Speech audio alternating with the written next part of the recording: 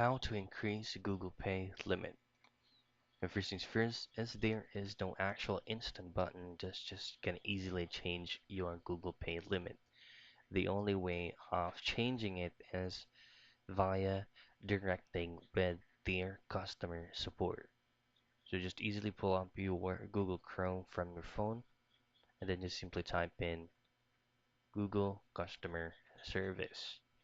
Then here, choose the link that will redirect you to about.google. You're going to be seeing a lot of options, specifically involving all from the Google services.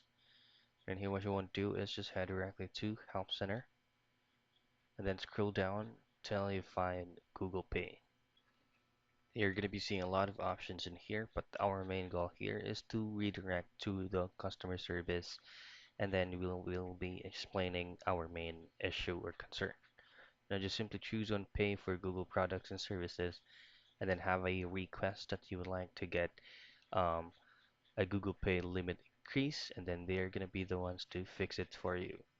You just have to verify and check your email time to time whether the issue was already been resolved. And that's how you increase your Google Pay limit.